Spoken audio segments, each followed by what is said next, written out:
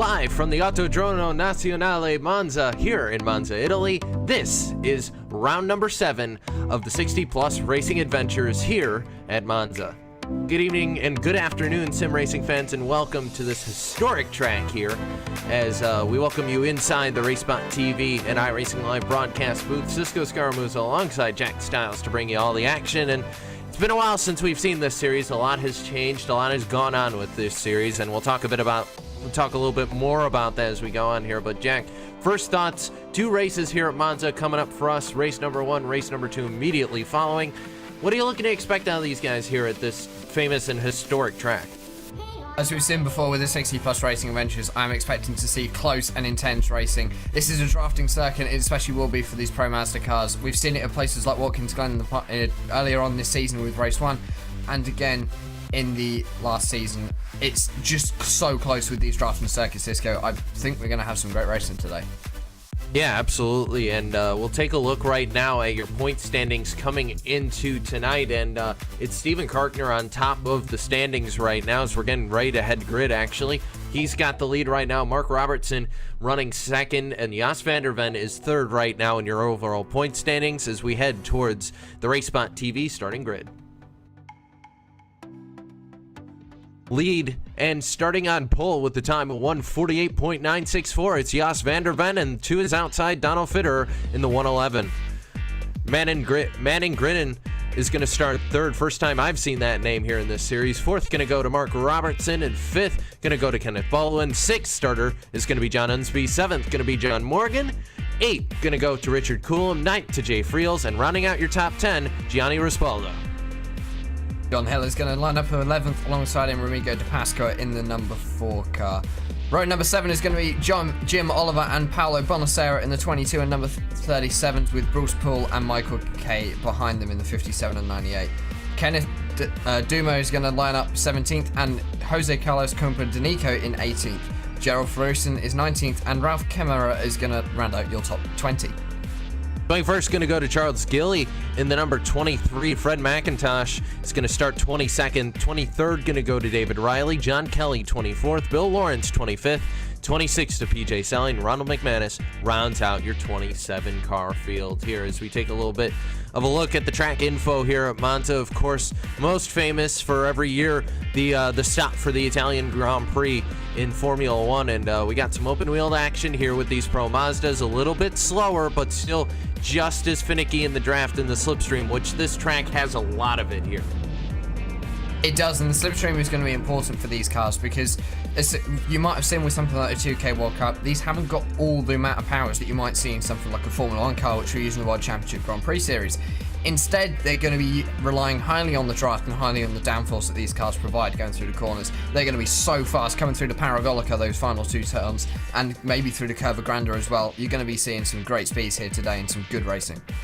Yeah, we are, and before we get too far into it here, I do want to, of course, mention that we are a driver down for this, and for those of you who followed this series will know what I'm talking about, but we haven't been with this series since Andy Morgan passed away, so we do want to give our condolences to him and his entire family here, as this series in itself is also continuing to grieve.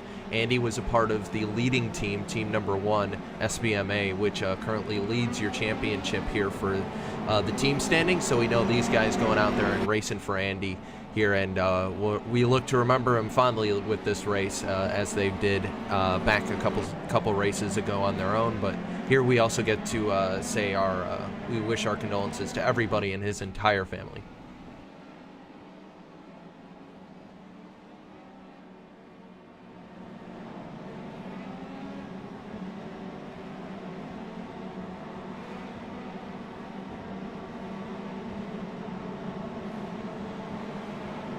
And we know Andy would want us to continue to go on to race, so that's what we're going to do here. The cars run around the Curva Parabolica, and a rough RT 12-hour pace car gets set to make the right-hand turn onto pit road. Round number 7 of the 60 Plus Racing Adventures is live right here on RaceSpotTV and iRacing Live as we look for the green flag.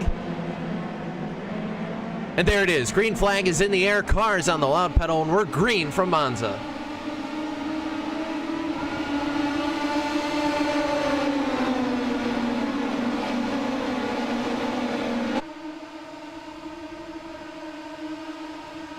Hanging it down into turn number 1. It's going to be single file, and they're all going to bunch up here. So far, everybody's made it clean into the chicane of turns number 1 and 2.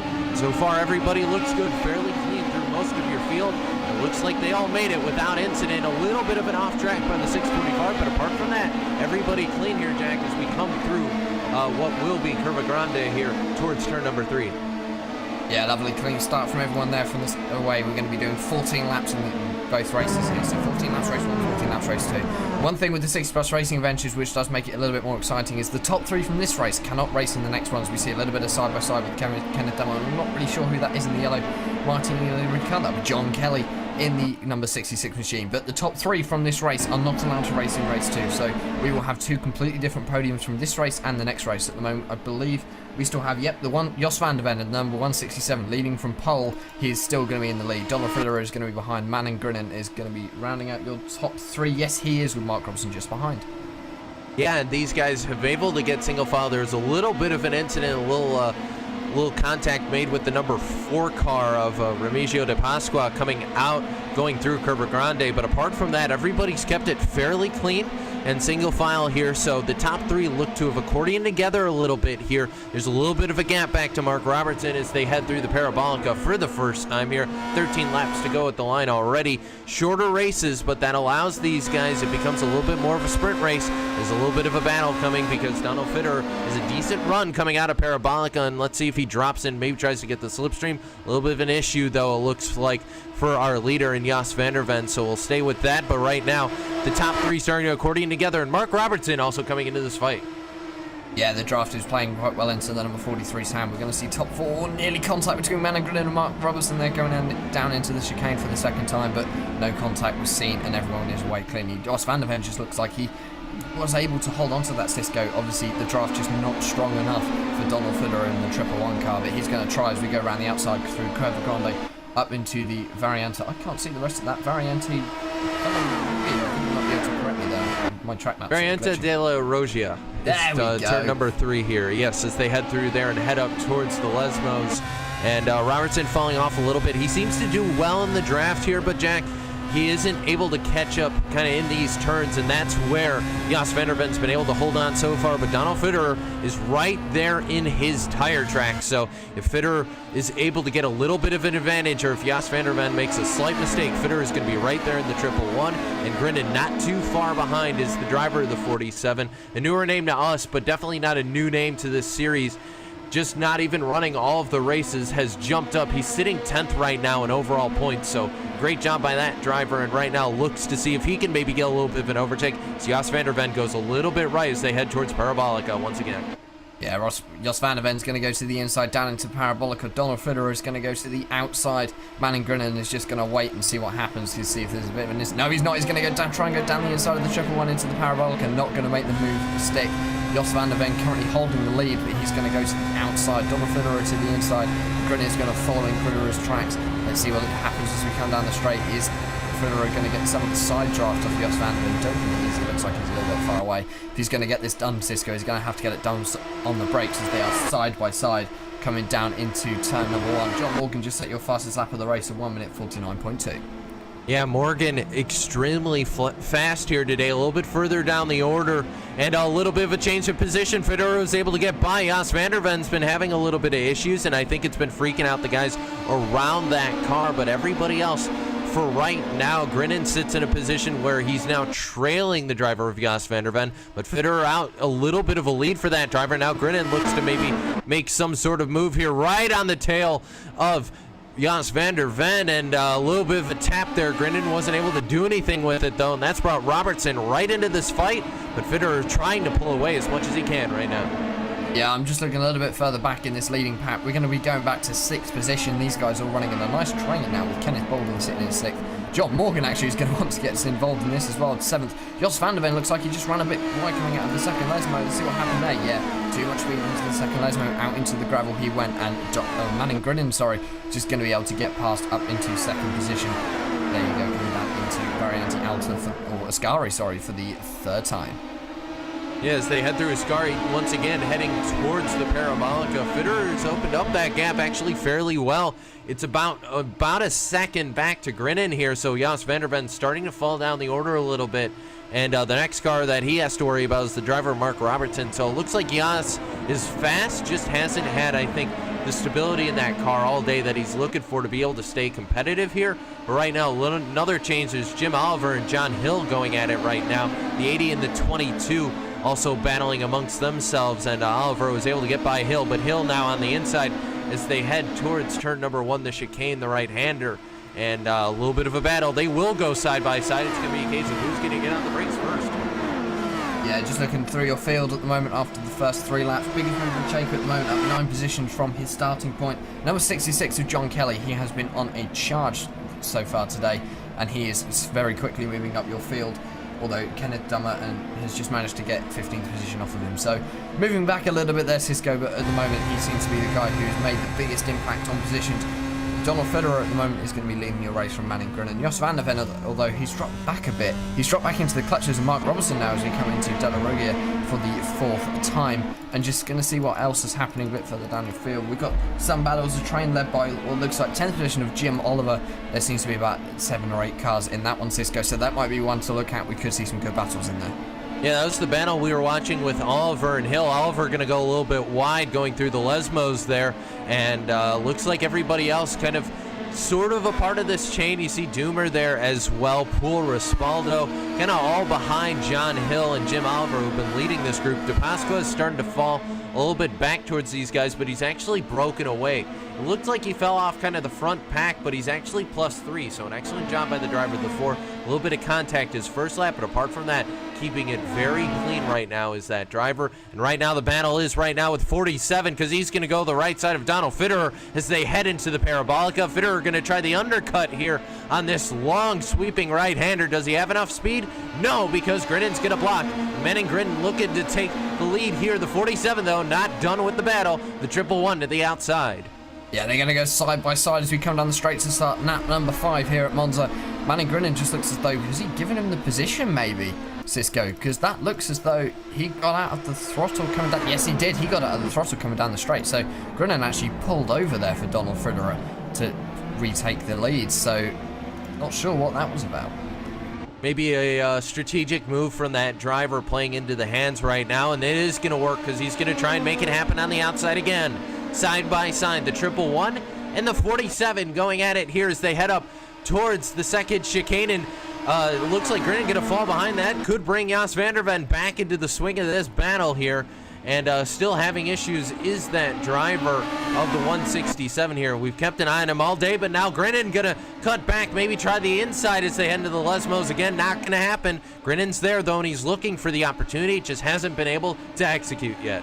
He is, as we come through Lesmo 2, down onto the straight, down towards Variante Alta for the 5th time. Grinnen is just going to sit in the draft, look up to the outside. They're going to go side by side as we come under the bridge, obviously where the old oval once ran that they used to use in the Monza Grand Prix for the Formula 1. Obviously no longer used because it's not really that safe anymore. But Manning Grinnen going to go to the outside. Has he got the move done? Yes, he must have done, because he's taken the inside line there. He's gone all the way around the outside of him, coming down into Variante Alta, or Variante Ascari, sorry. Getting Imola and Monza mixed up now, and Manning Grinnen is going to be your new leader, and just a little bit further back, it's going to bring Jos van der Ven and Mark Robertson into this battle for second. Yeah, Federer got a little bit off track, went a little too wide to driver's right, and that's brought van der Ven, as you mentioned, as well as Robertson, back into this fight. And Robertson right now looking to see when he can get through on Jos van der Ven. He just has not had the stability in that car to really go up and battle with these guys. Another great battle, though. Looks like John G. Hill just going by Remigio de Pasqua, and it looks like issues for the driver of the number 4 was car contact with the car in front of him of Jim Oliver, and we'll see if we can get a replay for you guys on that. It was a little bit of wheel contact, and de Pasqua just sent the 22 into the outside barriers at Curva Parabolica, and just an unfortunate situation takes Jim Oliver out of a very good position he was sitting in. It does. Just looks as though those two, yeah, I'd call that a racing incident. Oliver got up on his side. That's going to take him out of the first race. Maybe there wasn't the room there for him to turn over, and probably didn't see Remigo de Pasqua coming up on the inside down into Parabolica. But yeah, he's apologised, and we move on. That's what racing drivers do.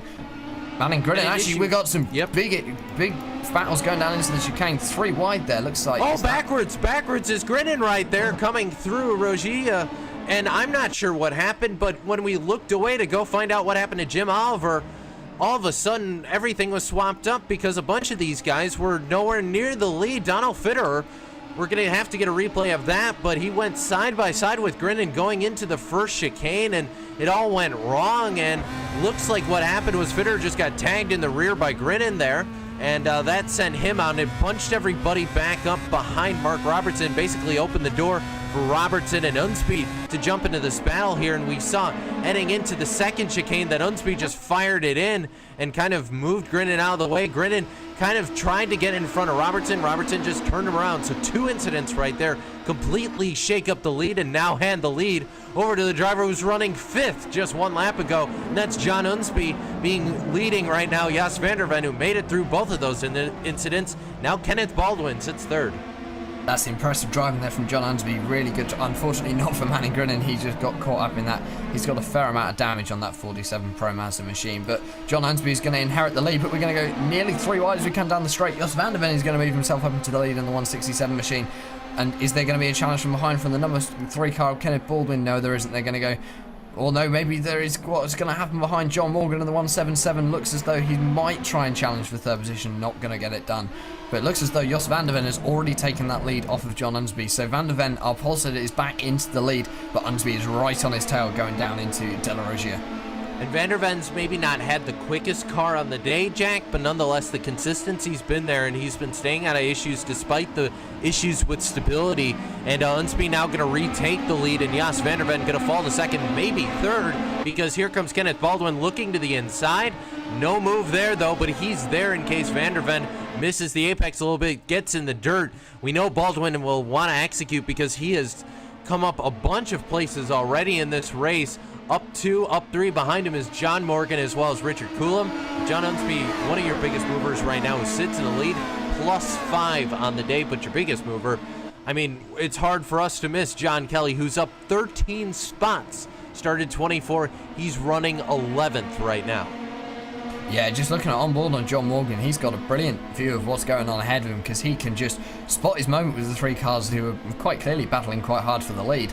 And all he needs to do is time it right, and he can go up the inside of all 3 of them and take that lead off of them. So John Morgan at the moment, I think, is in the best position because he's going to get a triple draft off the cars in front, and he's also got the best view in the house for watching this race. So as we come around Parabolica for the 7th time, going to be coming towards the halfway point in this race, ladies and gentlemen.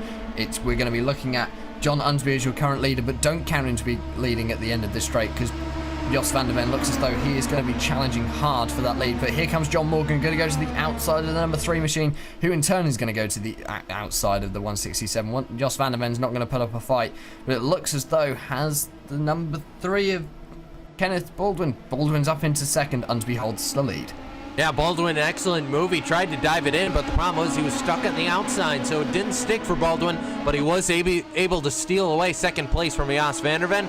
Now that puts Vanderven back towards John Morgan and Richard Coulomb, the next 2 drivers who look to get past that driver from Club Benelux. But either way, as we head into the 2nd, there a little bit of contact John Morgan's going to make with Vanderven.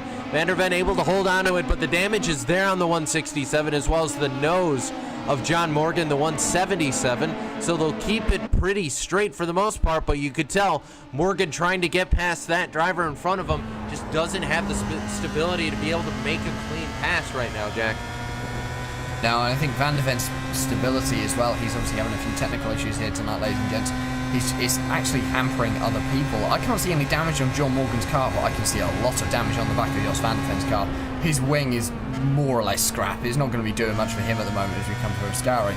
And for John Morgan, I think that's going to be a bit of a scary moment because he went quite deep into the De La Rogia chicane, and what he's now got to deal with is possibly damage, but also deal with Vanderven, who's got a lot of damage on his car. And that was Richard Coulomb you saw go off track, leaving Ascari there. He headed over too far to driver's right and got a little piece of the gravel there. But apart from that, they're going to go side by side back around him because here comes Mark Robertson trying to make his way back through the field here. He looks to driver's right this time on Richard Coulomb. No move there, so he's going to drop in behind the slipstream as we flashback up to your leaders. This is going to be close because here comes Baldwin on the lead here. Going to look to driver's left this time on the outside as they head into the first chicane here. Hard on the brakes is going to go Unsby. He will defend the position. Baldwin can't get past. Baldwin just went far too deep on the brakes there. He had to slow right down to be able to make that corner. That first chicane is incredibly tight and is very hard to go through too wide. We've seen it many times before in multiple series in the real world, and it usually ends up in quite a large crash, Cisco. And we don't really want to see that here today, especially between the two leaders. So Kenneth Baldwin did the right thing in just being able to defend his position. Jos van der Ven going incredibly deep into the chicane, and he is just going to be, again, dealing with that quite heavy damage on the 167 machine. But he is holding third from John Morgan in fourth. Yes, he is, and doing an excellent job of it right now as they head through Lesmo 1 and coming up Lesmo 2. And Baldwin is going to be there and has had the opportunity and the car to be able to dive it in on several drivers today, but just hasn't been able to hold on to the position. But here it comes back on the outside. He's not going to have the preferred line for the first part of Ascari, but possibly the second as they head into the braking zone here. Side by side they go. Baldwin going to have to surrender, though, again. So he gets there, but the problem is, Jack, he just can't complete the pass. No, he can't. He just seems to be having a slight issue there with getting it around. We're going to see a three-way battle for second place here.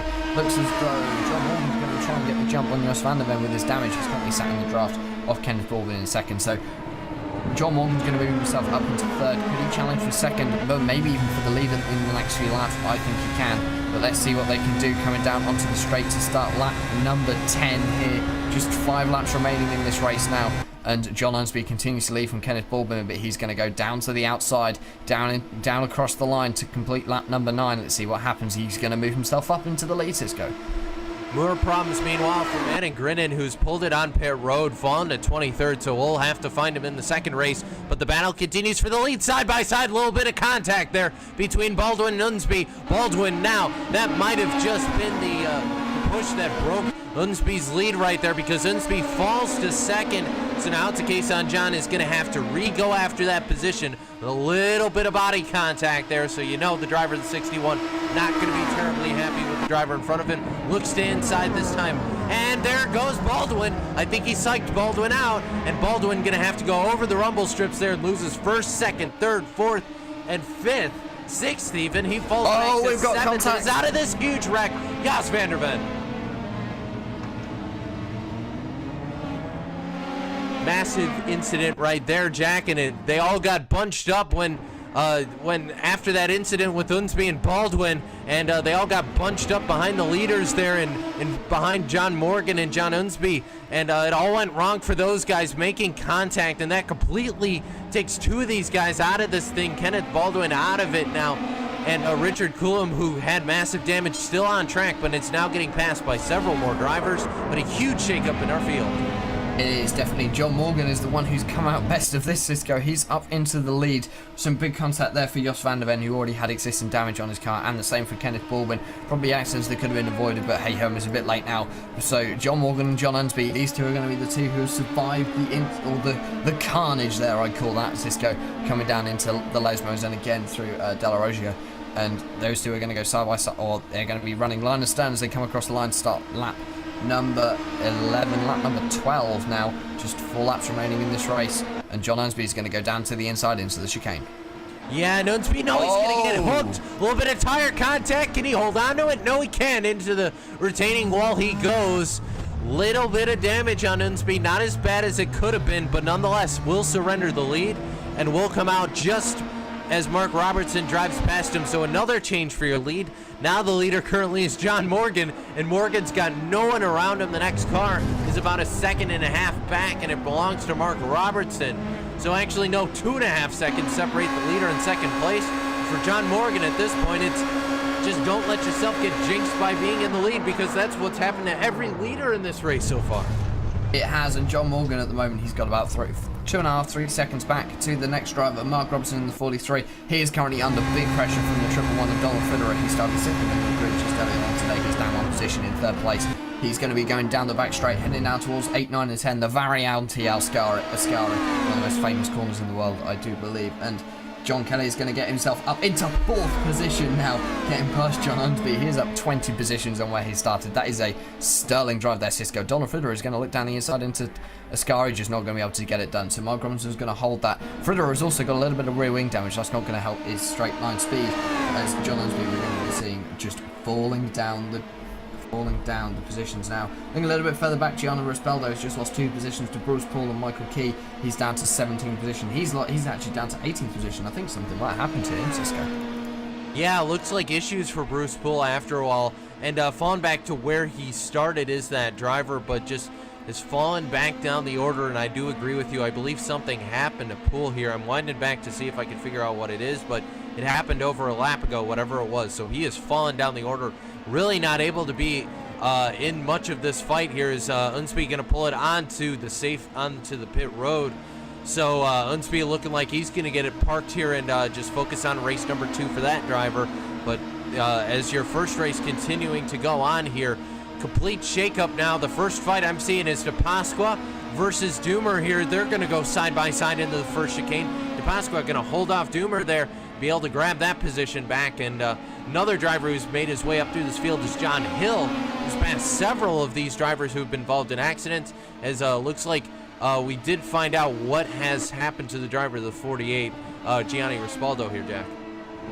Yeah, it just looks as though coming on lap 11 down into Variante della Roggia, turn number 4, he just went down the inside of the 91 of Jay Friels, and just there was contact. It was inevitable. Jay Friels turned in and Gianni Rispaldo was sat on the racing line. Gianni has got extensive damage. He hasn't even made it back to the pit lane yet. He's currently on the racing line coming through the Parabolica.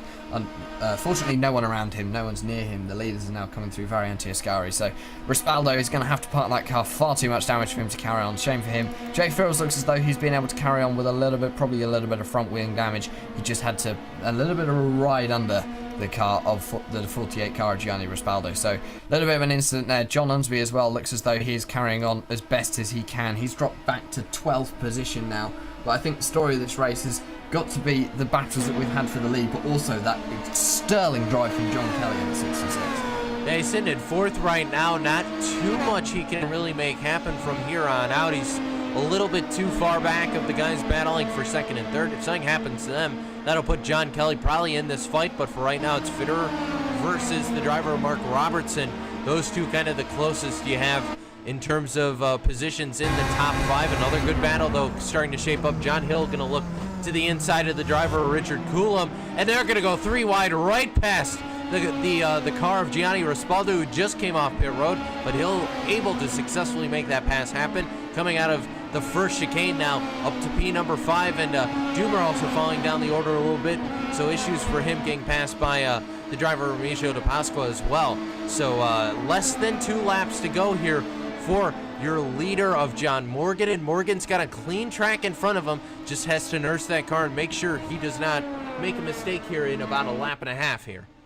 Yeah, he's just got to bring it home clean. Not too long left to go now for the driver of John Morgan. Probably about 9 kilometers left in this race, as we see Donald Fitterer and Mark Robinson. These two are going to be going at it all the way to the end of Phil Cisco. The 11, he's been looking good. He's made a couple of scary moves down the inside, and he's just stuck his nose in. Told Mark he's there, but hasn't been able to complete the move, probably because of the rear wing damage that he's got on that 1 car. Coming down into the Variante Ascari for the penultimate time, going to bring themselves out onto the back straight, and it just looks as though Mark Robinson got a much better drive off the corner. Gap between those two is now out to around 4, 5 tenths of a second, so I think Mark Robinson might have just got the gap on Donald Fitterer. Yeah, Robertson may have the gap, but someone who has a huge gap right now is still John Morgan, almost 4 seconds back to the driver sitting in 2nd, and that battle going on for 2nd and 3rd. John Kelly still not really in range of these guys, about 3 seconds far off from them, so not really going to be a factor in that battle for the last 2 spots on the podium. But white flag in the air this time for John Morgan, who right now sits at 4.1, the gap back between him and Mark Robertson in 2nd. Fitterer is closing though for that 2nd place. He dives it in heading into turn number 1. He'll be there. Do they make contact? No, they don't, but Fitterer trying everything he can to grab that spot. He will fall single file, at least for the moment, but he's not done yet. He won't just leave him there. I think what you'll find is he wants to sit in the slipstream of Mark Robertson now, going into the Della Rogia, but he's not. He's going to look down the inside, coming through the Curva Grande. What's he going to do? Is he going to throw it down the inside on the brakes? Is he? No, he's going to play it safe, coming into Della Rogia for the last time. He's going to be running still in third, going to get in the gravel on the exit, coming down into the two Lesmos. Lesmo 1 and Lesmo 2, not going to be able to get much done there, I don't think. I think he might have dropped a little bit too far back, Cisco. Getting out in the gravel again, he's really pushing his car gap now up to half a second. Yeah, Fitterer's trying to do everything he can, but I just don't think he has any car left to be able to do anything as they head under the bridge for the final time, though. John Morgan, who's basically dominated the last third of this race after we saw these incidents happen to all these leaders, he makes his way through his Scari, so just one more turn for John Morgan. We look back at Fitterer in that battle for the last two spots on the podium, but nothing looks like it's going to happen for here, so we look at John Morgan then as he gets set to make his way through Parabolica. Just one more corner here for the driver of the 177, and what has been a dominant performance the second half of this race is going to pay off the driver from Florida, and John Morgan rounds the Parabolica to win race number 1 of round number 7 here of the 60 Plus Racing Adventures at Monza. Checkered flag in the air, he's got it. Yeah, just a bit further behind. Mark Robertson's going to hold on to second place from Donald Fitterer there. He wasn't able to put up enough of a fight to be able to get second place. So your top three is going to be John Morgan, Mark Robertson, Donald Fitterer. Obviously, these three are not going to be able to race in the next race. John Kelly is going to bring it home fourth. Sterling drive from him. He's up 20 positions on where he started back in 24th position or 14 laps ago. And he's going to be celebrating hard after this first race going into that second race. Oh, absolutely, Jack. That is a driver who has passed 20 different cars in this race, and you got to think he's going to be a little bit tired, but the night not done for John Kelly yet. We'll see him in race number 2, but before we talk to our winner, let's run you through our full race results here from Monza for race number 1 of round number 7.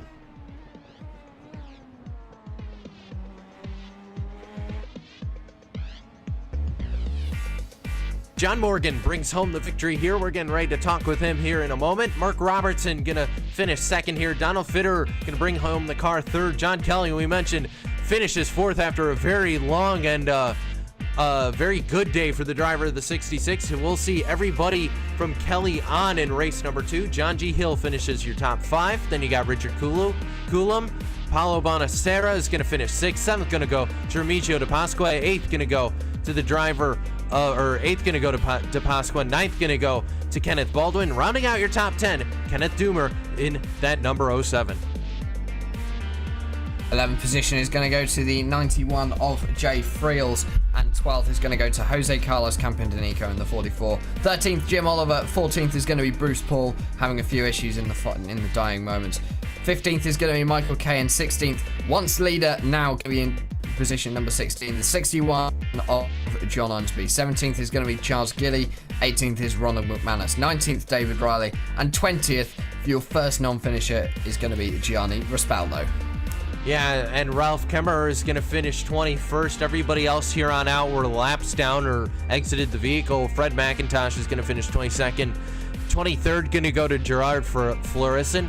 24th going to go to PJ Sally, who's still making a couple, still trying to finish his cool down lap here. Manon Grinnan, who was up at the front of your field early on, as was Jos van der Ven. Those two going to finish 25th, 26th. And Bill Lawrence rounds out your field 27 cars, and with the DNS as well for the driver of the number 10. But let's talk to the guy who got it done in race number 1, the driver of John Morgan, who finishes the race with nearly a 5-second gap on second place. And John, you didn't start the race up there, and fortune seemed to favor you here, but talk to us a bit about the race here.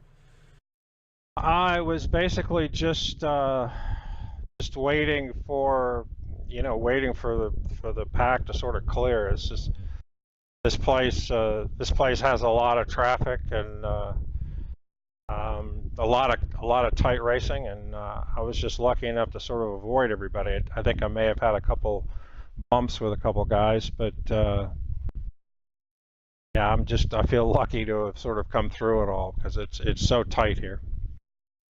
Yeah, absolutely, and you sit in a very good position. You don't get to race in race number 2, but you get max points for the day, so that's gotta feel good. And how is that going to be able to help you guys here in the championship a little bit? Well, it's going to help me a lot because I've had a rough season. So I was leading briefly last week and blinked out of the race, and so I kind of felt like I was due one. But yeah, it's been a rough season, so this feels good. I'll give you the opportunity. You got plenty of teammates on your team, and sponsors shout outs. Who gets it done for you and your team? Well, the team, Richard does a great job with our weekly post, and he's a teammate of mine. I think he had a pretty good race. I think he finished sixth. Good race for him, and I just want to thank Joel and Mark for what they do with the league. And wish Bill could have raced today. Apparently didn't feel well, but we missed him because he's fast here. Well, still a great run for you guys. John, congrats on the race win, and you'll be on the spectator stands for race number 2, so look forward to it, and we'll see you here coming out in the not too distant future. Thank you, sir. That's John Morgan gets the race win. I'm going to pass the mic down to Jack Stiles, who's caught up with the driver who finished second in this race, Mark Robertson. I'm down in the pit lane with Mark Robertson. Mark, you had an awesome view of that battling going on ahead of you for the lead. Were you just sitting there and waiting for it to all happen? Take us through your race. Yeah, the first few laps, just kind of falling behind, and Josh was blinking in and out, was just kind of distracting a little bit. But those chicanes, that one chicane there, where I think I got into Manning. But just kind of waiting for everything to happen, and then finally a couple cars spun in front of me and put me in second place, and was able to hold on to it from there on out. Obviously, in the final few laps of the race, you had that awesome battle with Donald Fitter in the 111. Was he ever a threat to you, or were you just waiting for mate, or was he never really that close? No, Donald's always a threat. I don't know how much front wing damage I had, but he didn't seem to be able to, unless he was just waiting for the final laps. He didn't seem to be able to make the time on the straightaways on me, but he was able to. We got into it in the last chicane, and fortunately we didn't spin each other, and we both came out in the same place. So that it was a good race, a lot of fun. So then, Mark, obviously you are our second place finisher today. Who do you want to thank?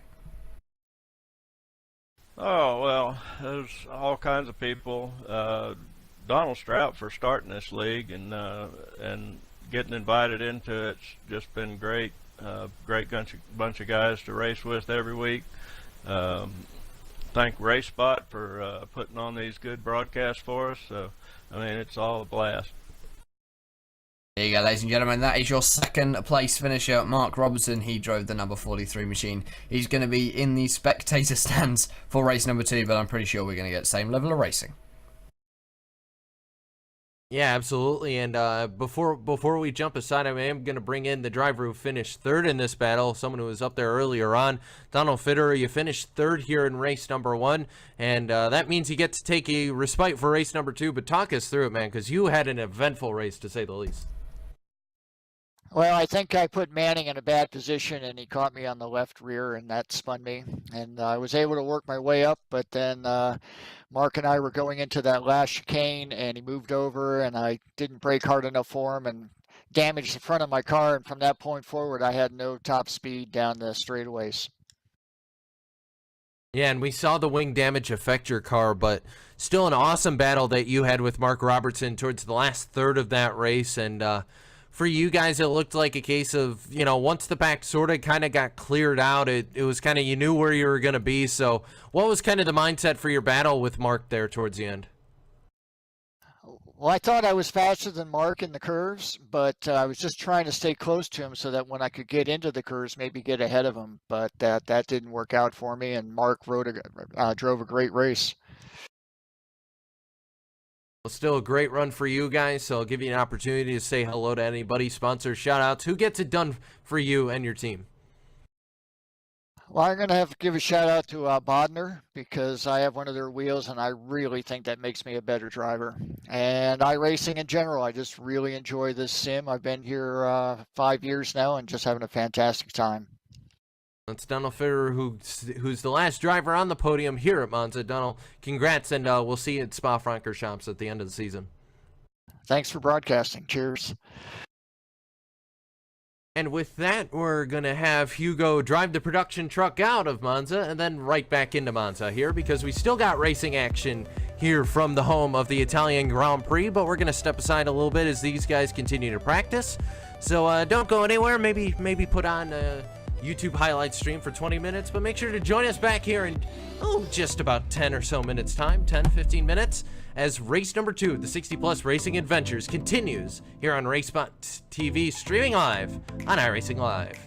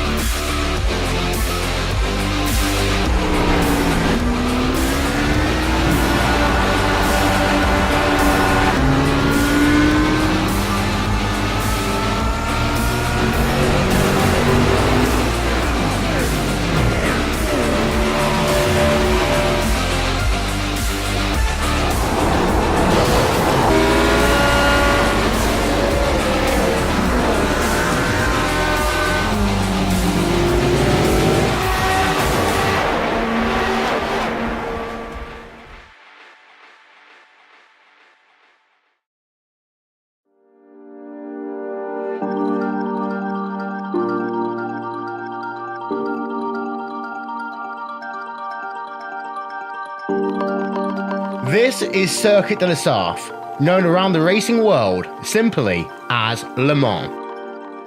Since 1923, this track in western France has been home to the world's original 24-hour endurance race. Coupled with the likes of the legendary Indianapolis 500 and the Monaco Grand Prix, the 24 Hours of Le Mans is widely regarded as the world's most prestigious endurance race, and it forms a part of motorsport's Triple Crown. The first race was held on the outskirts of Le Mans back in 1906 and was called the French Grand Prix, the first Grand Prix of its kind. It was run on public roads, with one lap of the circuit stretching just over 103 kilometers.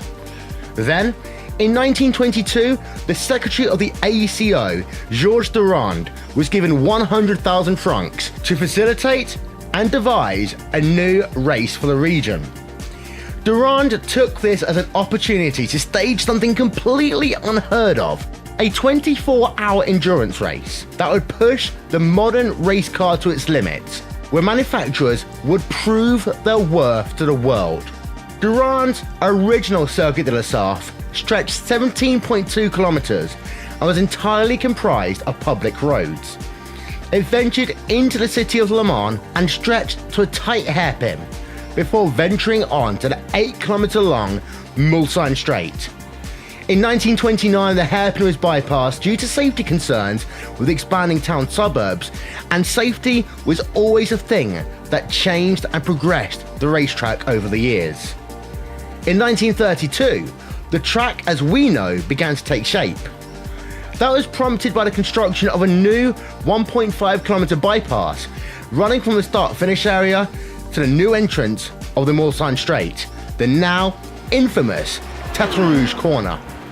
This section featured the fast first curve that remains today, and what would later become the location of the famous Dunlop Bridge. Now, back in 1923, it was a field of 33 drivers that competed in the inaugural event, and their average speed, 57 miles an hour.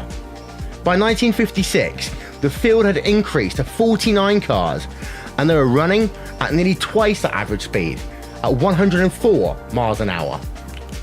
As the cars became quicker and the competition rose, the track continued to evolve.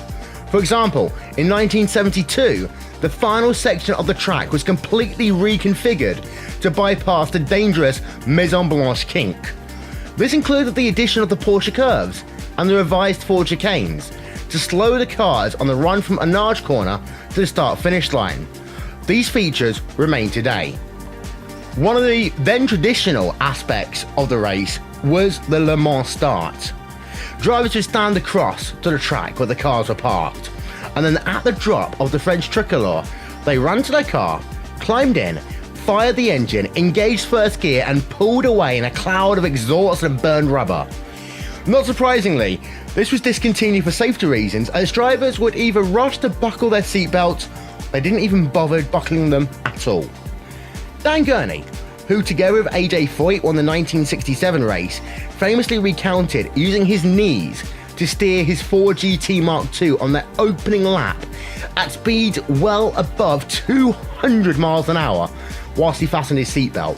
Since 1971, Le Mans has reverted to the more traditional rolling start used throughout endurance racing today.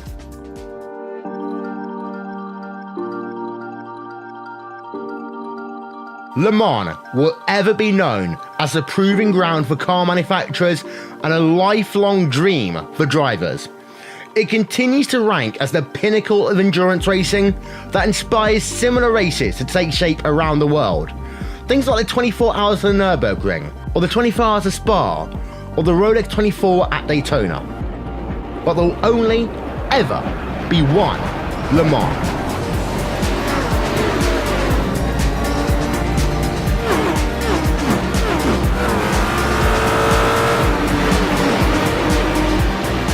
Experience Le Mans on iRacing.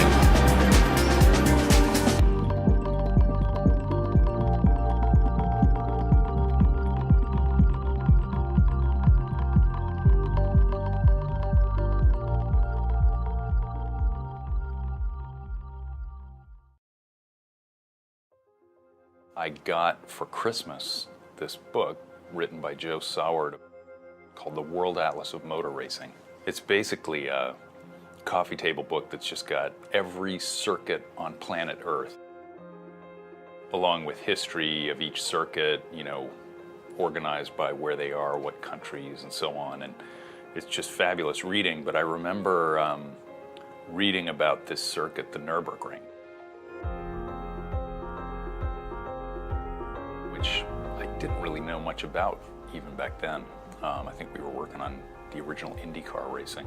I mean, I knew a little bit about the Nürburgring because, of course, Niki Lauda had crashed there, Jackie Stewart was legendary there, but this book made it sound like just an incredible place. For anybody who's in motor racing, it's like the ultimate challenge. It's basically still a throwback to the way circuits were back in the 20s, which is very long, super challenging, extremely unsafe. But I remember that, I mean, for most of the circuits, they had track maps, kind of get a sense, oh, this is what this track looks like, and they'd have photos and whatever. The Nürburgring, there was no track map because it was too long. They just talked about different sections of the track and the Flugplatz, where the cars caught air, and Foxtrot, and, all these famous spots. I just thought, geez, I gotta learn more about this track. And wouldn't that be a cool thing to be able to drive this in a sim? Of course, back then it was, we were still working on the original, essentially the Indy 500 code base. And the cars weren't 3D. The physics for the cars was mainly a 2D model. And the Nürburgring has tons of elevation change and, all kinds of camber changes and banking and what have you. And plus it seemed incredibly daunting. It's one thing to build an oval or even a short road circuit, but, a 14-mile track with mountains and villages and everything else to go through. It just seemed like, yeah, well, maybe someday.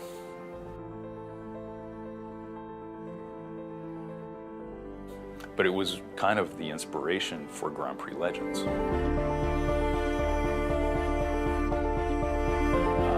Because in that book there was not only the Nürburgring, but they talked about Monza, of course, and all these classic Grand Prix circuits from the 60s. And it really was a different era.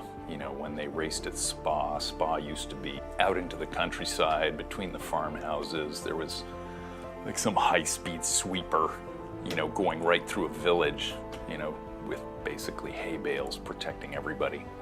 I think 3 tracks really that are still around that are from kind of the 20s and before. Indianapolis is the oldest, built in 1911. Monza and the Nürburgring, which was built between the wars, basically as a public works project to help put people to work after World War I. And really prior to the 20s, they used to just race on open roads in between towns. The Nürburgring was sort of still built when that was the way circuits were done. It was like this challenging, take your car up and over a mountain and through the woods. But it's still very dangerous. It's windy and narrow and hundreds of blind corners that you absolutely have to know, where is the road going when I can see it again. It takes a while to learn. It's sort of like learning about 5 circuits. It's quite a challenge.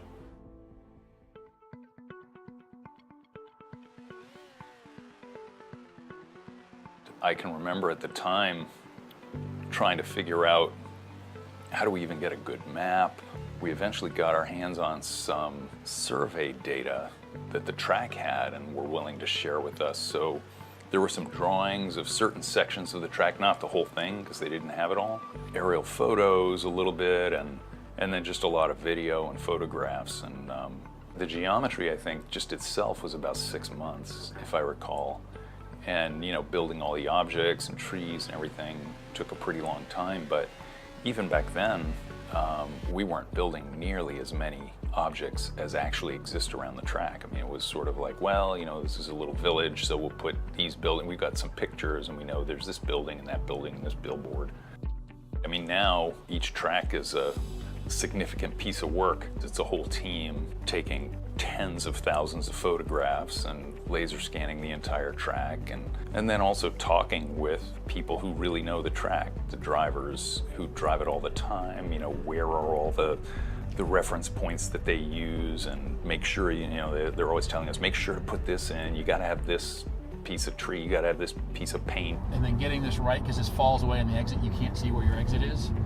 So you kind of have to get all of those reference points right to get to know where the exit is. So now it's a very different process.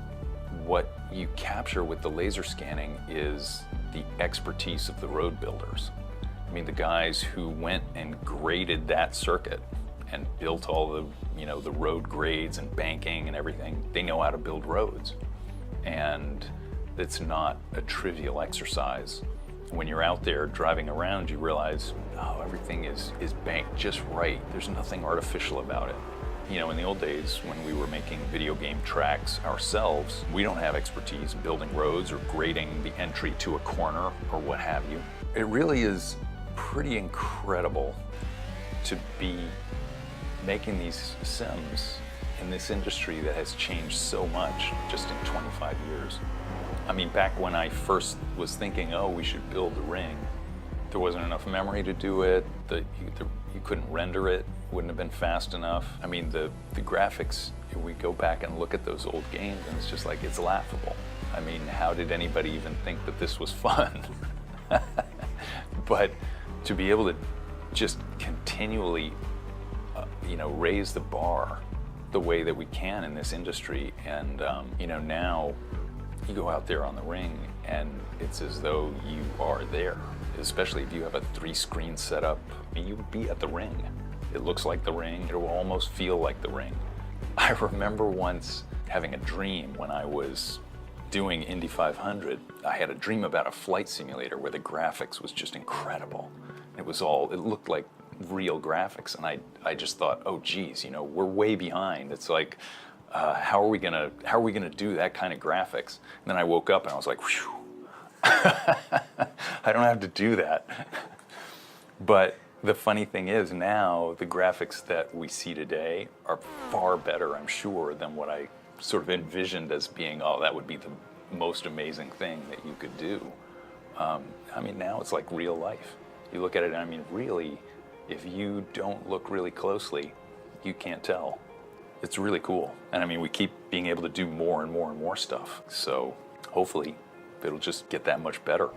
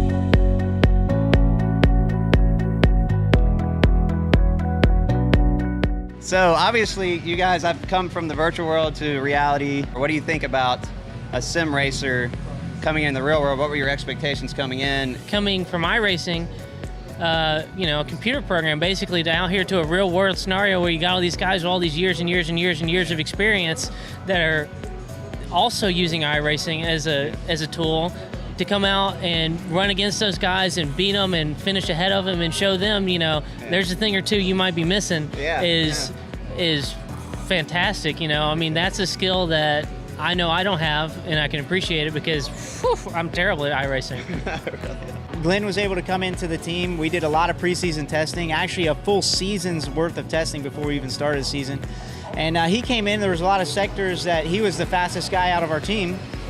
And Sparky and I are looking at data, trying to catch up to him through some turns. And of course, some places Sparky will be the fastest or I'll be the fastest, and Glenn is able to learn from, what we're doing and vice versa. So it was excellent to see his pace right off of the bat, and speed was never a worry. It's about qualifying well. Qualifying is very difficult, and pretty important in this series. And so is, being able to make effective passes without contact. It's very difficult to pass in these cars, so, it's not easy being here. I think the level of ultra competitiveness in here, where when normally when you make a pass, you're making a pass with 2 cars involved. But if we're making a pass in this series, you have to remember there's 5 cars waiting behind you. If you mess up that pass, they're going by you. Yeah, it's like sharks. Yeah, you're surrounded by sharks. But no, it's been I've been very surprised and very pleased with it. And obviously, I have the 2 champions I'm sitting between. John actually statistically is the most successful MX-5 Cup driver in the world. He owns every record that you would want, none of the bad records. Maybe some of them, I don't know. Maybe some of those. And Sparky's one of the quickest guys in the paddock, and obviously the champion now. So I couldn't have picked a better team to be with 6 Sideways. I'm looking at what everybody in the paddock calls gold. I mean, they will pay to look at John and Sparky's data, and I get full access to it. and I get to see where I'm doing well and see where I can improve. And I've been really pleased with my progress.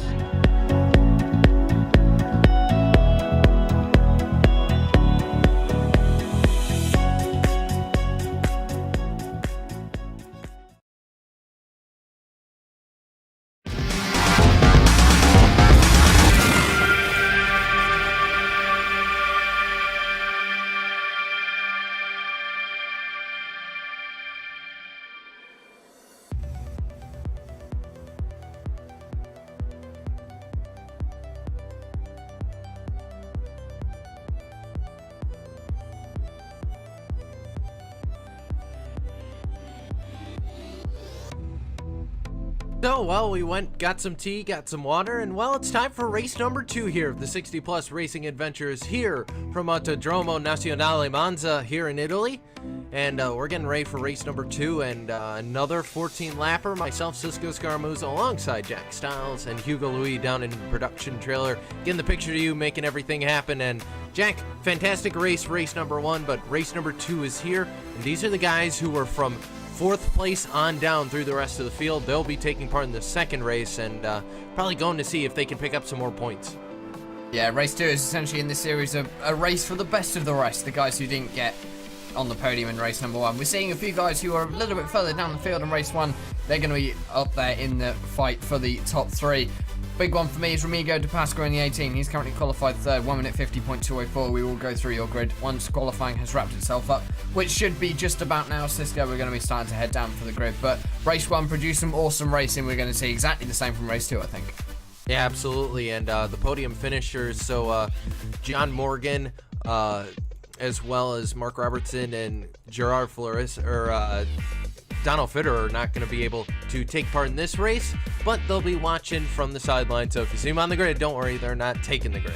Anyway, speaking of the grid, let's take a look. Kenneth Baldwin right now sits on the pole with the time 1:49.789. John Unsby going to start to his outside in the second position. Remigio De Pasqua, you mentioned him, Jack, going to start 3rd here. 4th going to go to Richard Coulomb. Rounding out your top 5 going to be Gerard Fleurisson. 6th going to go to Jim Oliver. 7th to John Hill. 8th going to go to Gianni Rispaldo. 9th to Paolo Bonacera. And rounding out your top 10, Michael Key.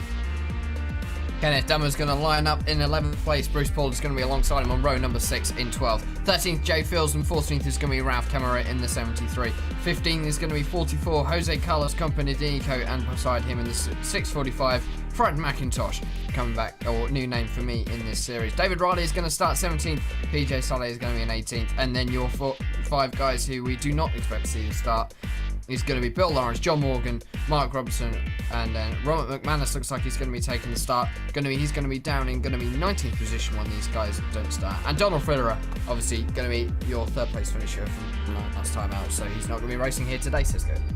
Nope, they're just on the grid, and they brought the cars out, but the drivers themselves have hopped into the spectator stand, so they're going to be watching from the sidelines here as we get set and ready to roll off the grid here. And let's talk a bit about it.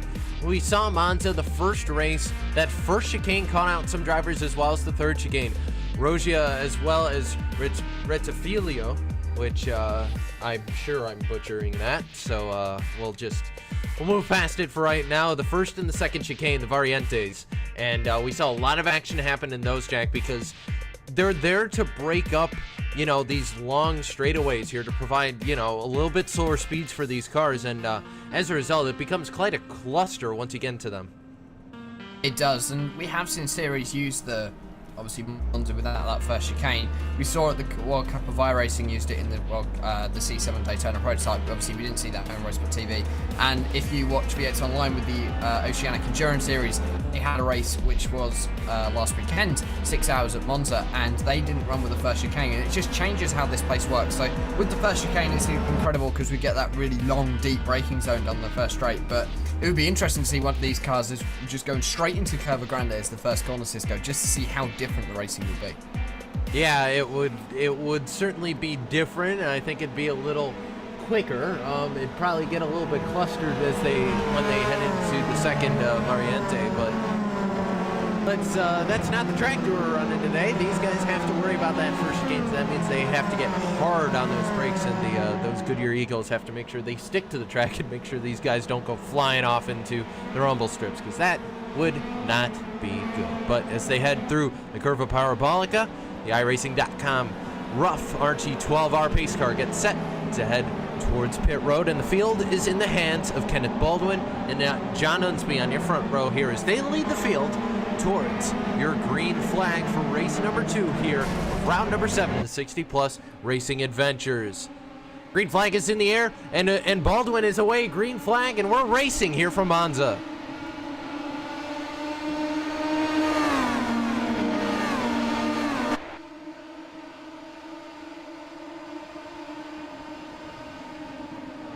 Hard on the brakes and a dive from John Unsby into the inside of Kenneth Baldwin. Baldwin shuts the door as they head through. Oh, car flipping in turn number 1, and it's going to be Jay Friels who went up and over. And that is the first time I've ever seen anything like that. It was off the nose of David Riley, and, well, it all got kicked off literally right there, Jack. Yeah, it just looks as though Jay Friels went into the back of Kenny Dummer in the 07, and he just then got rear-ended by that red car. And over he went. He's got a lot of damage on that car.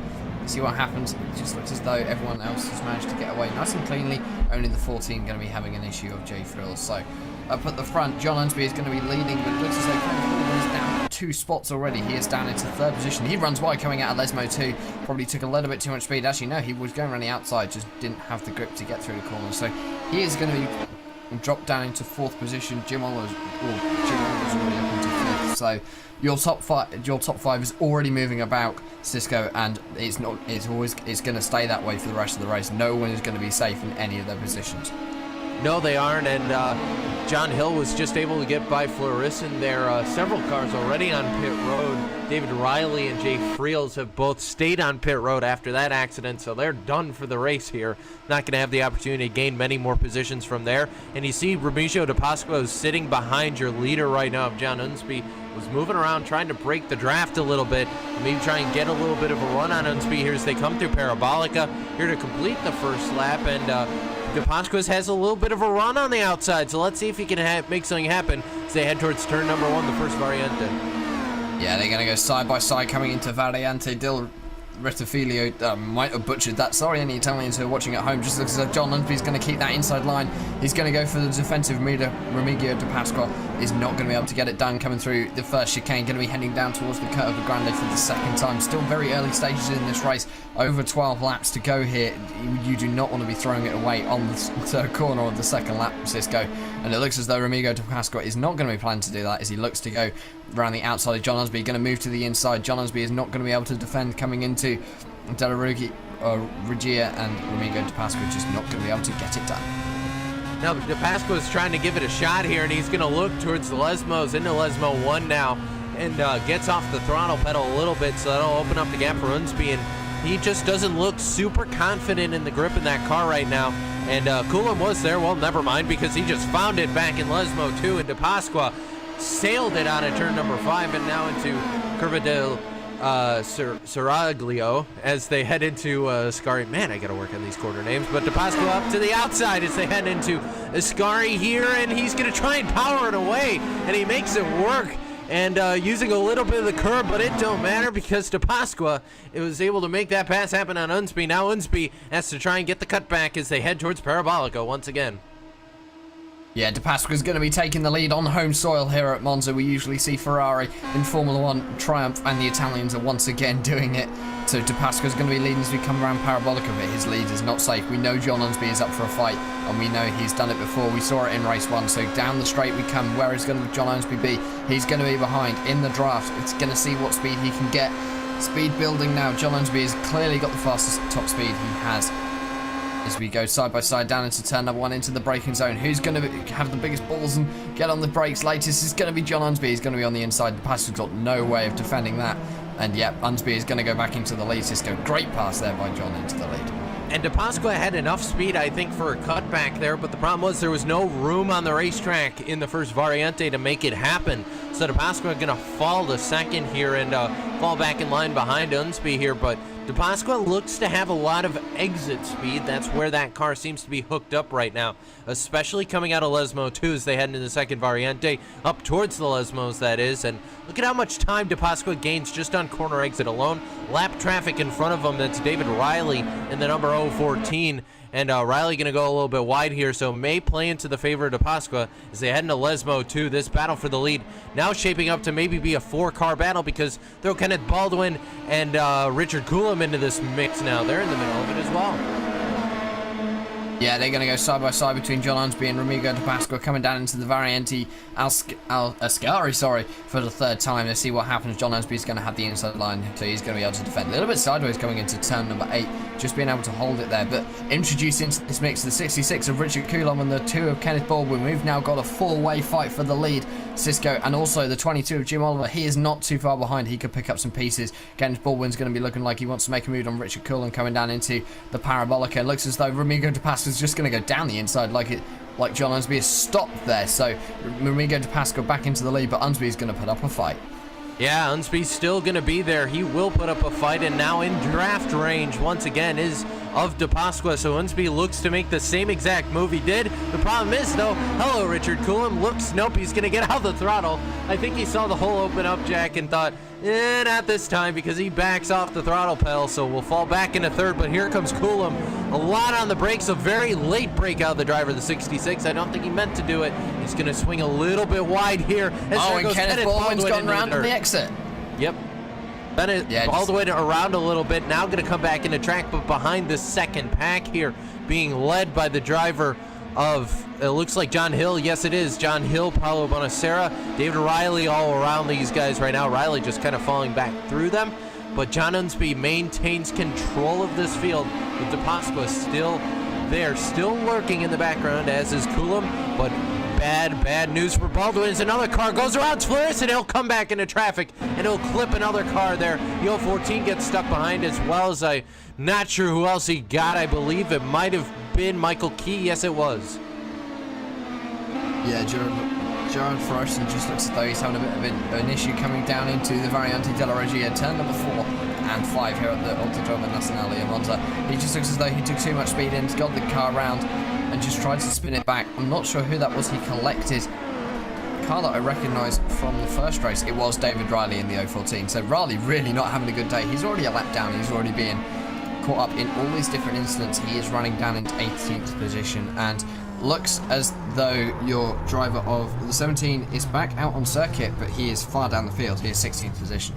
And that was a little bit longer of an incident, Flores, and what happened was he made contact with Paulo Bonacera coming into the first Variante, and I think that broke some of the suspension on that car, because when he went into Variante 2, another kind of slow speed kink of a corner, there was just, he wasn't able to hold on to the car. So I think it was that initial damage that he had with Bonacera is what loosened up that car and caused it to happen. Meanwhile, DePasqua bonsai pass into turn number 1 into the first Variante, and manages to hold off Unsby. And wow, what a dive bomb that was, but absolutely worked. And DePasqua back out front, these two swapping back and forth.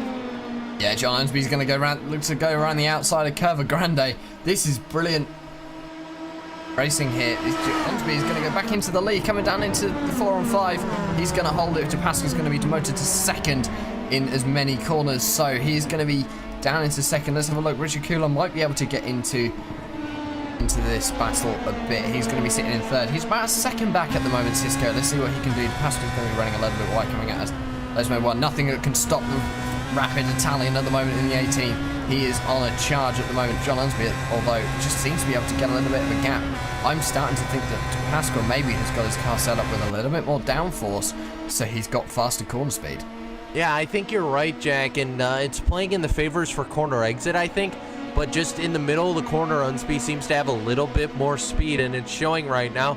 Meanwhile, Richard Coulomb still within a shout of these guys. Jim Oliver has taken over that 4th place spot, and John Hill back to where he finished in race number 1 in that 5th position. So these guys kind of returning to form a little bit, a couple kind of isolated battle packs, but we're keeping an eye on the 3 leaders because they are very close together.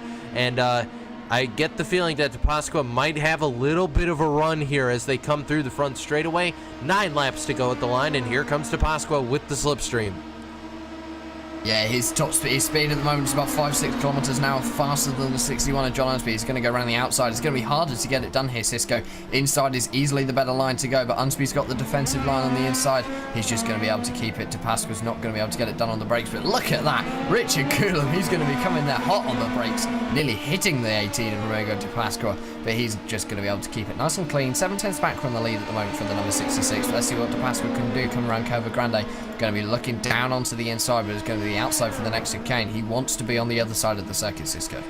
Yeah, he wants to be on the other side of the circuit. DePasqua's there, but just can't make something happen. And Coulomb is there as well, and I think if Richard wants to bonsai it in, he might be able to de-wedge DePasqua a little bit and maybe get past him that way.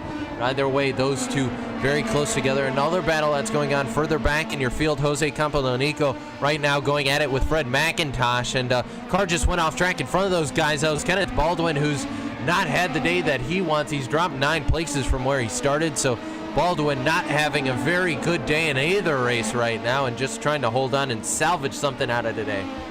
Yeah, I think he's just going to be wanting to get something out of the points and just be able to take something away from Monza. Okay, he's not had the greatest evening here today. He's didn't have a great race 1. He's definitely not having a great race 2 here.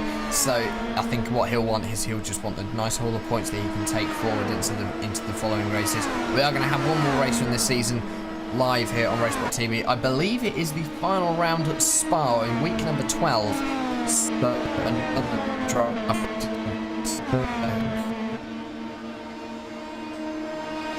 And as we lost Jack a little bit to the internet there, so yes, just to recap on him, yes, the final race will be at Spa-Francorchamps, and you can catch that round number 12 here on RaceSpotTV and iRacing Live.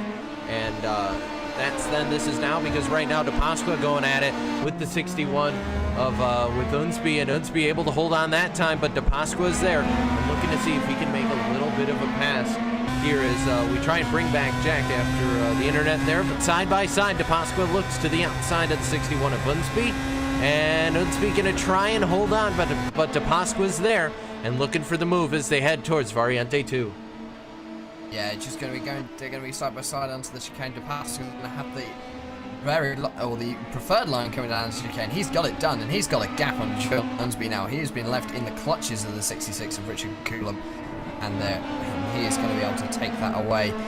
DePasqua is going to be inheriting your lead.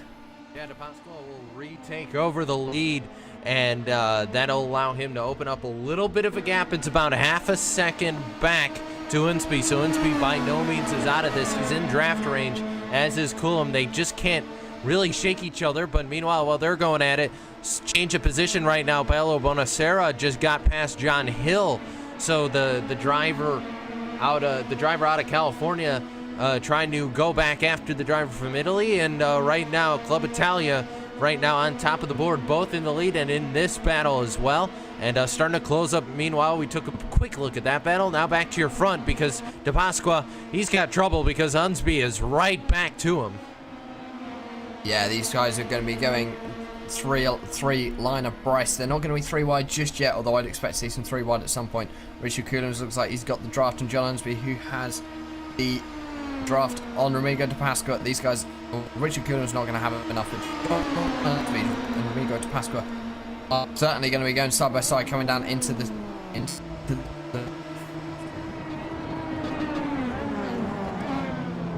Yeah, not quite, because Remigio DePasqua just slammed the door in John Unsby's face there. 6 laps to go at the line for these guys, and DePasqua would not be denied on that pass, and was able to slam the door. I mean, there was no other way to say it. Unsby just got a driver visor full of wing right there is what Remigio DePasqua just did, and I don't think he's going to be terribly happy. But what all this battling has done is brought Jim Oliver into this fight a little bit, and that means these 4 will now start to coordinate together as they head through Lesmo 1 and soon Lesmo 2. And DePasqua, the biggest issue for him is just this slipstream. He just can't get away from it, and for John Unsby, it's a case of wait to make your right move and get past that driver in front of you. And then when that happens, the complete swap, and DePasqua will do the same thing to Unsby if these two swap. It's turning into an Indy 500 race in a way. But John Unsby right there looking for his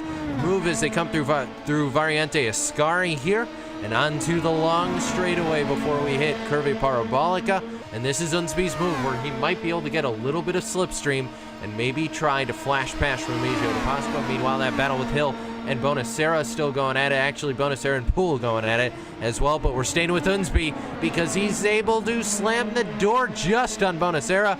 Bonacera, or de Pasqua rather, not able to do anything there. And here comes Coulomb, who might play a factor in this battle as he looks to the outside. And to try and pass, no, there's contact. They'll go into the wall there. And there goes Coulomb. There goes de Pasqua. They're out of it. And this means the battle for the lead comes down to 2 between Unsby and Oliver. But replay on screen of what just happened with Coulomb and de Pasqua there. And de Pasqua coming over the radio claiming fault for that. And he thought he was clear. He thought he could drop in behind the leader and just clipped the right front of Richard Coulomb and into the wall. Both cars went. And it's all over for those two. And their shot at the lead here, not going to happen. Is now John Unsby on pit road. So not sure what happened to him. But after that incident, he just decided to pull over and park it. So maybe he wanted to race with those guys. Not possible now. And that will hand the lead over to the driver of Jim Oliver, who all of a sudden just went from 4th to 1st here, Jack. Drama breaking out here at Monza. That was a humongous incident coming down that front. And looks like a little bit more issues for Jack there. So we'll continue working on him to get him back into this thing. But Jim Oliver, who has jumped back into the lead now, has looks like engine problems for Unsby there. Engine problems is why he had to come down. I thought maybe it was he might have just been paying attention to that and just the gear shift went the wrong way. But yeah, you got to see it on the replay there. Engine expiring on the driver of the 61. And for Jim Oliver now, it's all worked out for him. So he'll maintain your lead. Bruce Poole, who's been battling with John Hill and Paulo Bonacera, he'll take over 2nd place. Hill, aforementioned, running 3rd right now, and now Bonacera right on the rear wing of Hill is going to be 3rd, or 4th rather, trying to go for 3rd right now. And behind those guys, Gianni Rispaldo also behind them as well, Jack. Yeah, this field has really been shaken up over the last couple of laps. It's amazing to see such close racing that we do in the 60-plus racing adventures, but it's unfortunate when we see incidents like that. John Unsby just got unfortunate there with his engine blowing up. I think that was just what happens in racing sometimes. But yeah, and also I must apologise for my technical difficulties, just obviously not playing into my hands today. But back to the race, Jim Oliver is going to continue the lead. He has a 10-second lead over Bruce Poole's Cisco. It's basically his to throw away now. Yeah, it is in a very similar situation to John Morgan. So let's focus in on this battle for 2nd and 3rd, your last steps on the podium. Right now, it kind of got close between Poole and Hill. Those two right now, your last 2 drivers on the steps of the podium. Then you got Bonacera, Rispaldo, throwing Baldwin as well, who's kind of at the tail end of this field. But right now, the battle is between Poole and Hill. And now Bonacera going to fire it in there. And Hill completely missed the apex of Variante 2. And I think it freaked Hill out a little bit. He missed a little bit of the apex there and loses time to Poole in front of him there, Jack. And Bonacera trying out the bonsai move. Not sure if he really could have done anything from as far back as he was, but he sent it in for sure. Yeah, he definitely tried coming down into 4 and 5, and he went inside outside, just obviously taking the better option to go in between the sleeping policeman, I believe they're called. We're going to see a little bit of a battle ahead of him. That's between the car of, I'm just trying to find that actually, Gianni Rispaldo, and I believe that's Kenneth Baldwin as well, who's been having a pretty bad race, but all of a sudden he's back up the order. He's back up into 5th, so the calamities ahead have actually helped with Kenneth Baldwin to bring him back. He's sat in the draft of Gianni Rispaldo as he head down towards the Parabolica for the 10th time. Gianni Rispaldo going to be sitting in 5th, but not for much longer. The number 2 is going to go to the outside. Is he going to be able to get it done before the corner? Maybe, maybe not. Yes, he is. Gianni Rispaldo just lets him go, but so that promotes Kenneth Baldwin back up into the top 5, and he is on a recovery drive after the poor start to his race. Yeah, 4 laps to go at the line, and Bonacera kind of fell down the order, had to, I believe, have a slowdown penalty here, give back a couple spots, but now the battle is between Rispaldo and Baldwin will not go away, because here comes Rispaldo up on drivers inside as they head toward Variante 1. Hard on the brakes goes Rispaldo. Survey says he's going to miss the corner from the defensive line, and it's going to cost him, because Kenneth Baldwin, who set up the corner really well, he didn't have to worry about the defensive line, just drove through his normal line, and it just worked. So now the battle is between the two Italian drivers, Bonacera, and then right behind him, Rispaldo, the two drivers from Club Italia, going at it right now, side by side as they head to Variante 2. And side by side they go, and it looks like Rispaldo had to blink there, got on the brakes, and the tire squeaked a little bit. Now Rispaldo has to worry about Michael Key, because Key looked to the outside there and kind of got pinched by Rispaldo there. Rispaldo would not let him go. Also, just a quick update, we saw Jose Carlos Campodonico fall down the order, spun out going through Variante 2, towed it to pit road. So that's an update on the driver of the 44, but falling down the order right now is Rispaldo here, Jack. Yeah, he's not having a great couple of laps at the moment. He's lost 2 positions in as many laps. He's down to 6th, and he's now got a challenge from Michael Kay from behind. Is he going to be able to get anything done down into Ascari? No, he's not. He's just not close enough. So those two are going to go line of stern through 8, 9, and 10. The Variante Ascari onto the back straight, heading down towards the Parabolica once again.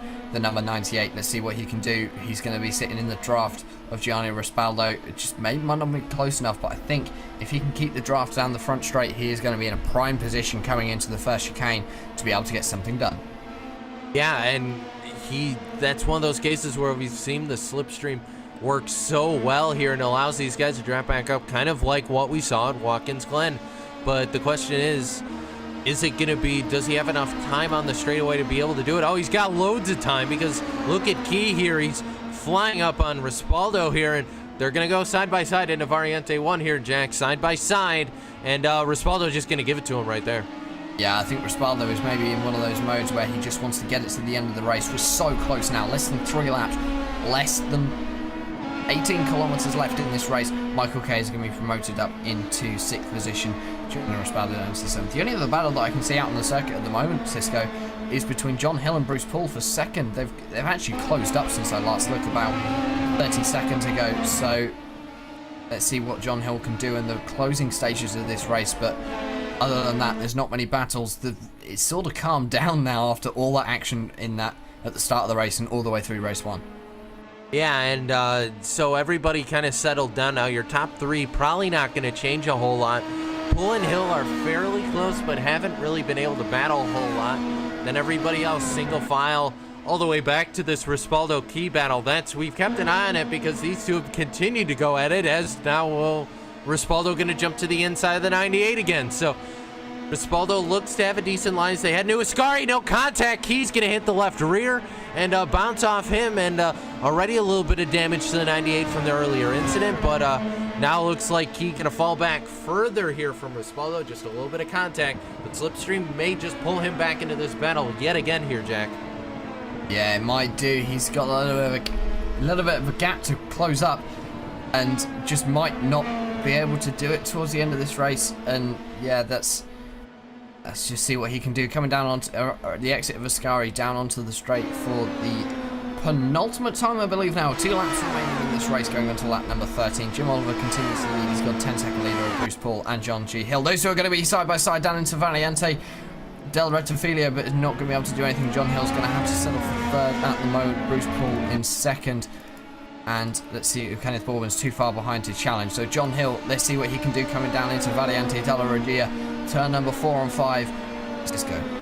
Yeah, John looks to have a little bit of a slipstream here. He's going to have another lap, so he doesn't have to get it done here, but slowly closing on Bruce Poole as John Hills. They head through the 2nd Variante, and John right there, a little bit of a dirt cut there by Bruce Poole here as they head into the Lesmos. Lesmo 1 going to go in favor. It looks like Hill's going to grab a little bit of time coming through there. Lesmo 2 coming up here as well. And then they have the long straightaway towards Ascari. And Hill slowly closing in, but actually lost a little bit of time through Lesmo 2. And meanwhile, I mean, it's all been Jim Oliver out front. He's out front by a huge margin right now with nobody around him. And John Hill trying to close up on Bruce Poole. Will he have enough time as they head through Ascari? And Hill closing. This is where the slipstream is going to favor him. If he can get close, he might just have a shot at it, Jack. If I was him, I'd be waiting until the main straight, because he's only then got, he can then use the twisty bits to get a gap on Bruce Paul, because Bruce Paul will need both straights to be able to get that gap back if John Hill does get past. So coming into the parabolic of a penultimate time, he's not going to be able to be close enough to make a move. Let's see what happens at the end of the straight. We've got a straight that's even longer than the last one, and we're going to be coming off it at much higher speeds. You see, he's going to be tucking into the slipstream now. He's going to be following the car of Bruce Paul down the straight. Let's see what he can do. He's going to be looking down to the inside. He's too far back, Cisco. He's not going to be able to get it done. Yeah, no, Hill's going to need a little bit more. He may have to dive it in here or something like that to try and close that gap, but Hill seems to be content to run third for the moment. We'll see if he has anything left for him later on. That battle between Key and Respaldo has stayed spread out for about a lap here, so that's probably just going to fall away here and not be able to do a whole lot. So Oliver continuing comes through. Variante number 2, he's got the Lesmos, Ascari, and a couple straightaways between him and the win here in round number 2. Hill's close, but just can't seem to get the pass done. He's just not close enough, Jack. No, I think he's close, but not close enough. He's not going to be able to get the move done in the number 80 machine. He might just have to settle for third. I'm looking at my timing screens. He's 9/10 back. That's not close enough, even though we have 3 very long straights ahead of us now towards the end of this race. Only the Variante, Ascara, and Parabolica left for these two, and the same for our leader, Jim Oliver, in the 22. He's now navigating his way through the final run through Variante Ascara, down the straight for the final time into Parabolica in just a few moments, and then he will be across the line to take the win. But yeah, John Hill not close enough to take that second position. No, he won't, and for the driver who has led this race ever since the swap-up, Jim Oliver comes through the final time through the curve of Parabolica, and he'll see the checkered flag in the air, and the driver who is up 5 places, started 6th, gonna finish first here in race number 2. Gonna go to Jim Oliver in the number 2. Nice clean run, survey says. Yep, he's got it. And then gonna go to second right now. Bruce Poole will hold on, and John Hill will have to settle for third. And Kenneth Baldwin close, but no cigar, will finish fourth. And another fantastic race between those guys. Saw a lot of highlights, and not as destructive, I guess, as the first race, Jack, but still a great race for these guys on Monza. Yeah, we did have a bit of destruction in the first race. We did have a little bit of destruction in the second race as well, but not as much. Great win there by Jim Oliver. He was just able to keep his nose clean. And once again, consistency shows that it often does let you come away with wins. So Jim Oliver is going to be taking the win in the number 22, or from Bruce Paul and John Hill. John Hill, had he had another couple of laps, I think, Cisco, he would have been able to take it, but just not enough laps to be able to get him up to second position from Bruce Paul. Yeah, it will, but, well, everybody right now, only 2 drivers having yet to cross the line, and Doomer's one of them, Riley's the other, and DePasco coming around right now. But as Doomer begins to finish his lap here, we're going to run you through your full race results before we talk to our winner, Jim Oliver.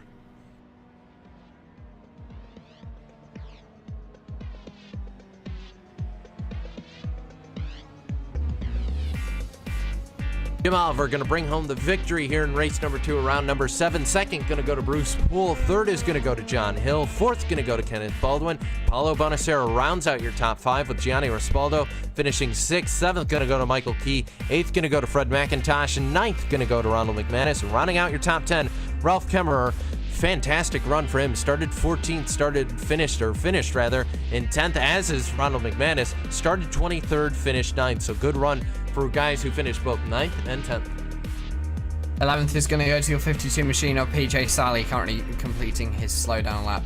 12th is going to go to Riga de Pasqua. We saw him up the front at the start of this race, just wasn't able to bring it home to the end. Kenneth Dummer's going to come home 13th, and David Riley's going to be a lap down in 14th. Then your non-finishers, Jose Carlos Campodonico, John Unsby, Richard Coulomb, Gerard Flisson, and Jay Frills. And then your non-starters, your top 3 from the last race, Donald Friderer, John Morgan and Mark Robertson, and Bill Lawrence, who obviously is not able to race today, I believe, because he is ill. So that rounds out your positions for race 2 here at the 60 Plus Racing Adventures. Yeah, it does, and now we're going to talk to Jim Oliver, who got it done in race number 2 in another case where it just seemed like fortune seemed to favor him today, and Jim Oliver, as he misses, there we go, now we got him in the room. We missed a little bit, but Jim Oliver gets it done in race number 2, and Jim, fantastic job by you dominating the second half of the race. Talk us through it, man. Yeah, hi. I was sitting there in fifth and then fourth for quite a spell. I'm thinking, well, I don't have the speed to pass these guys. And then all of a sudden, there's a crash in front of me, and then John blows up. What do you know? Lady Luck's on my side today. And you were kind of watching that battle between those three in front of you, and it all broke out, and fortune seemed to favor you. And talk a bit about your run, because you started further down. Well, you started sixth, so you had a decent shot up there. You kind of ran fourth for most of the day, but after that, it was just about hitting your marks, and from what it looked like, pretty easy drive from there on out. Exactly. It was pretty easy, just hitting my marks, hoping I didn't do anything stupid or lose focus. But I made it through. Yeah, absolutely. And another great points day for you. But sponsors, shout-outs. Who gets it done for you guys and your team? So Bruce did good. He came in second. So I don't know how he did in the first race. I don't think we did very well. So looking good. Joel couldn't make it. Jay couldn't make it. So I think Bruce and myself were the green team guys this week. Bill, you guys have been looking to break through with a win here on the broadcast, and it happened. So Jim, wow, I am tired today. I'm swapping between the two races. Jim, I am so sorry. Jim Oliver, not John Morgan. Jim Oliver gets the race win here from race number 2. Jim, congrats, and we'll see you in Spa, my friend. Alrighty, thanks a lot. See you later. And, well, Bruce was in here a moment ago, so we could have talked to him, but it looks like he's moved on and gone to celebrate with his teammate. So I guess that means we have to start packing up the production truck here from Monza. But Jack, a fantastic race here, race number 7, and we'll be with these guys for one more race, as you mentioned before, round number 12 at Spa-Francorchamps. That will be later on this season on November 29th. We're looking forward to that, but a fantastic race here from Monza. Yeah, as always expected here at Monza with these Pro Mazda cars, we saw some great racing, some clean racing as well, and some unfortunate accidents between some drivers that could have been avoided and some that obviously weren't able to be avoided. So these guys once again putting on a good show for all of you at home, and it's just great to see what racing, this league is designed for people who obviously might find racing an official series with all the young aliens quite hard. So it's for the old timers kind of thing. And they always put on some cracking racing for a Cisco, and I can't wait to go to Spa, because seeing these guys going flat throw Rouge is going to be brilliant. Yeah, absolutely. And as we begin to wrap up, we want to thank everybody who's been involved. Donald Strutt for starting the league, Bill Lawrence with helping us out here on the broadcast side, and for the entire crew here from RaceSpotTV, Hugo Louis, Jack Stiles, and myself, Cisco Scaramuza, we want to say thank you very much for joining us here for round number 7 of the 60-plus racing adventures here from Monza in Italy. We'll see you in November at Circuit de Spa-Francorchamps, but until then, keep it off the wall, keep the shiny side up. We'll see you next time.